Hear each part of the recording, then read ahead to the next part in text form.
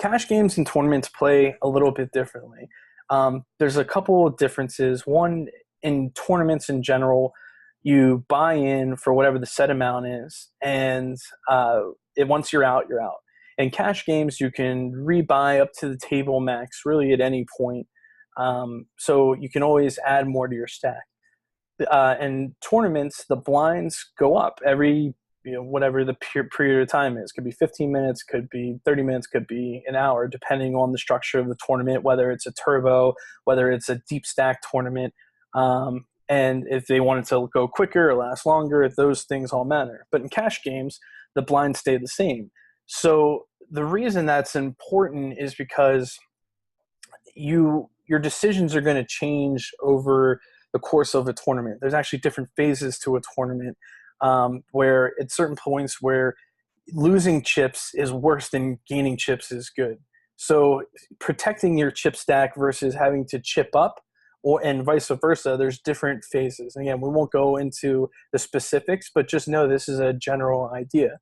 Tournaments are interesting because versus a cash game. In a cash game, you can get up and walk away from the table with whatever you have in front of you at any point.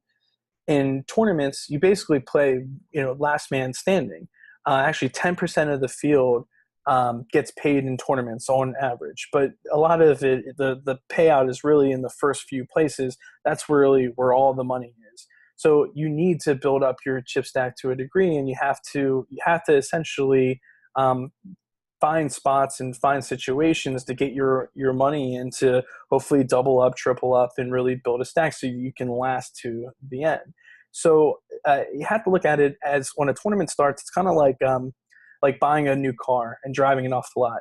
Your car depreciates in value as soon as you drive off the lot.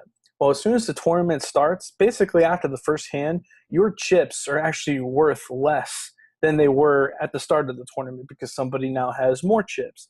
And that has to drive you to go after, and this is why we talk about playing an aggressive game. You have to attack chip stacks. You have to really find good situations to get in and I hate to use the word, but gamble in some spots, even if you're only a 60% favorite against a certain hand. You have to take those small edges because getting chips, especially earlier on, is really, really important. Now, once you get to, in tournaments, what's called the bubble, where their chips actually start to have a monetary value, because again, you can't just, if you have $10,000 in tournament chips, you can't cash those chips out and then just go out. Like they're not worth anything until the end. So the bubble is basically at the point where your chips now start to have a monetary value because there's cash outs. So in other words, if there are 1,000 players in a tournament and top 100 pay, well, that 101 seat, that is the absolute bubble, because 101 doesn't make the money, but 100 does. Well, if you're sitting in that spot and making it into the money is something that's important to you, then you probably need to tighten up a little bit. Well, and the counter strategy to that, at least a lot of pros and experienced players, they don't care about min cashing because they know it's a lot of money is up front in the final table. So they know that people are then playing tight at that point because they want to min cash. So they start playing more aggressive and going after players and attacking stacks in order to chip up a bit.